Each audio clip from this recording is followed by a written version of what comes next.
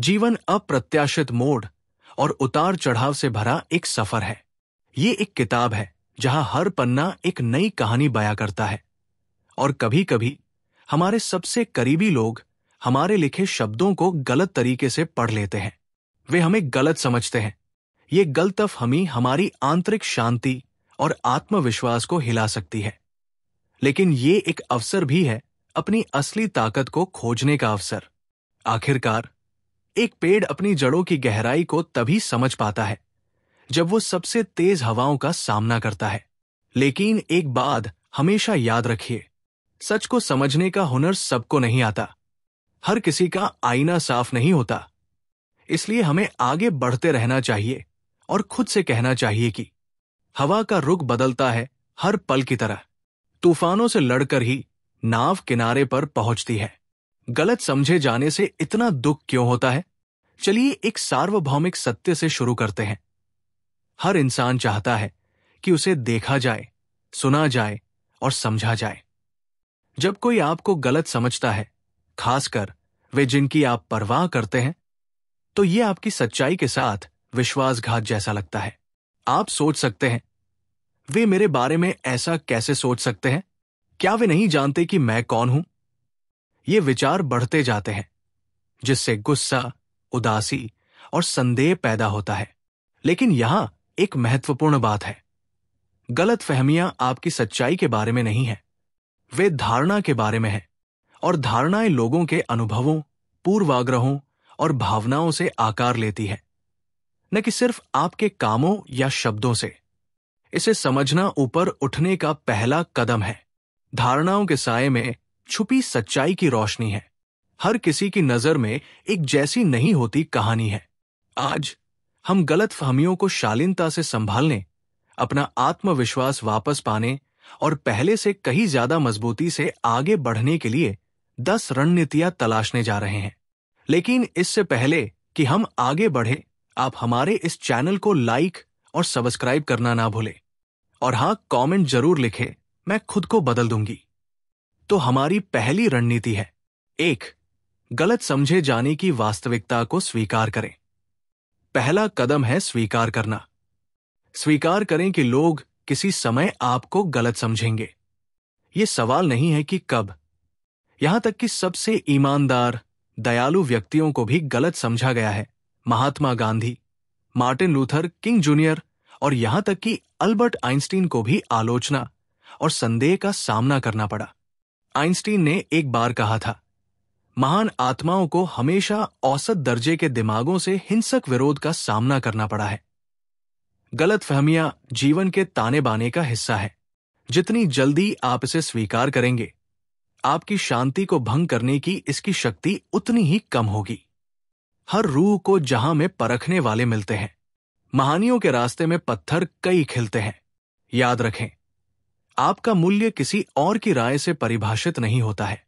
आपकी सच्चाई सिर्फ इसलिए कम नहीं हो जाती क्योंकि दूसरे इसे देखने में विफल रहते हैं। 2. अपनी भावनाओं पर नियंत्रण रखें। जब हमें गलत समझा जाता है, तो हमारी स्वाभाविक प्रतिक्रिया गुस्सा, रक्षात्मक या दुखी हो जाना होती है। ये भावनाएं वैध हैं, लेकिन अगर इन्हें अनियंत्रित छोड़ दिया जाए, तो ये अनुत्पादक भी है।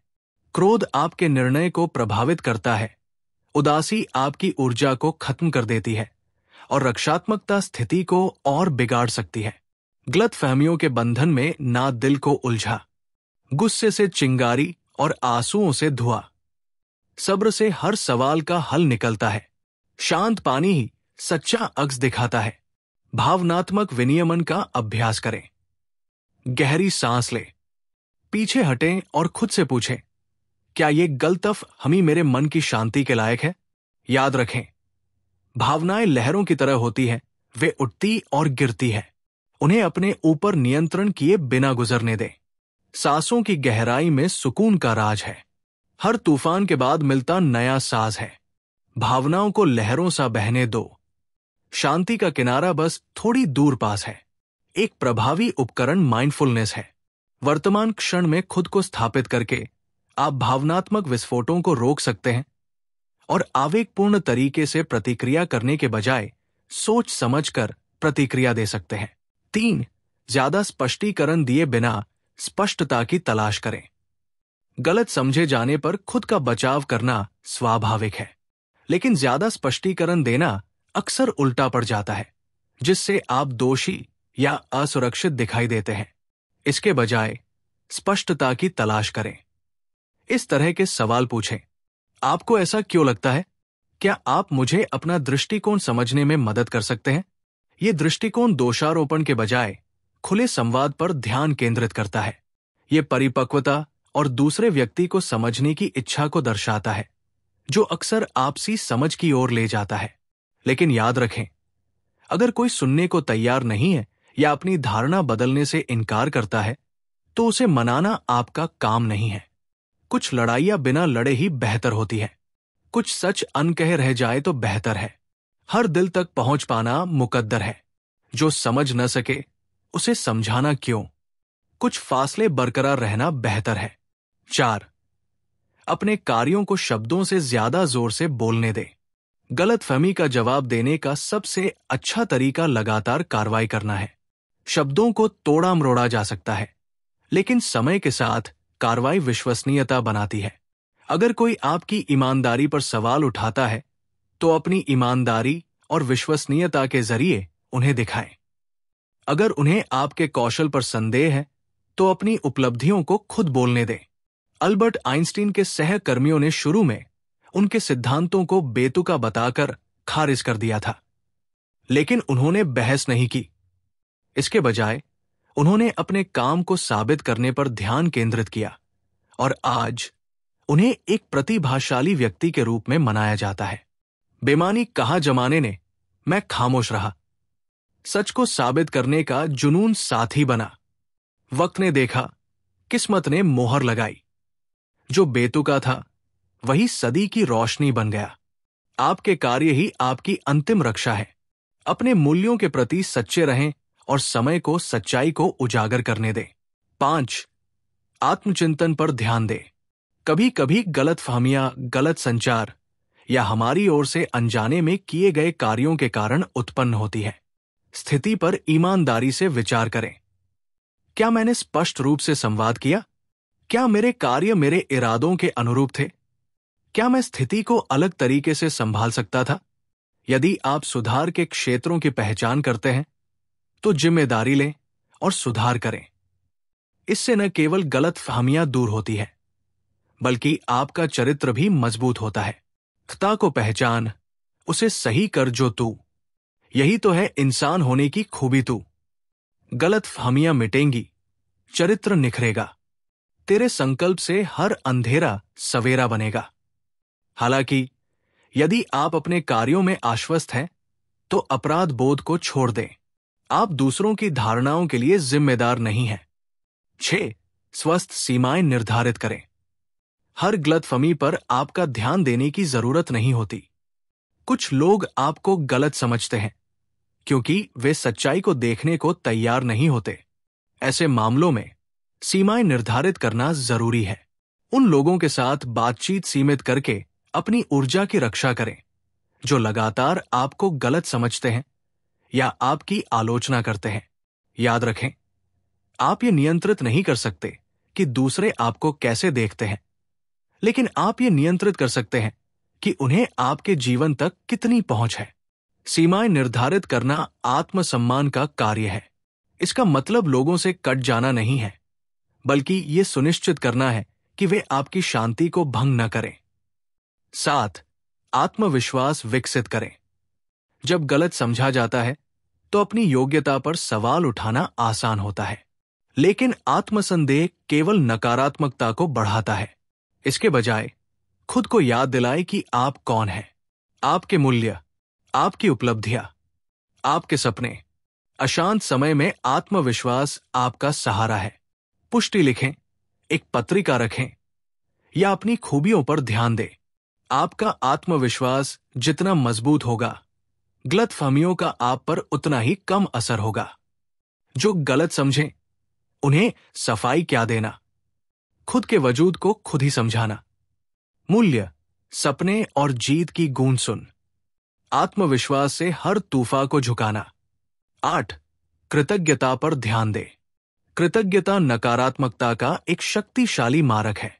जब गलत समझा जाता है तो स्थिति की अनुचितता पर ध्यान केंद्रित करना लुभावना हो जाता है, लेकिन इसके बजाय अपना ध्यान अपने जीवन में आशीर्वाद पर केंद्रित करें।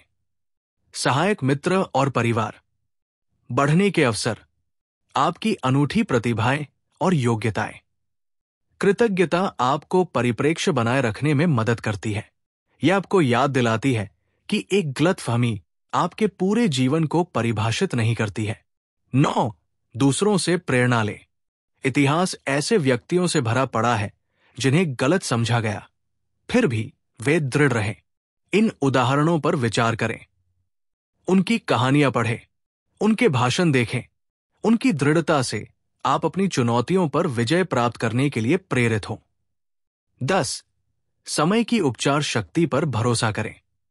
समय एक महान उपचारक है।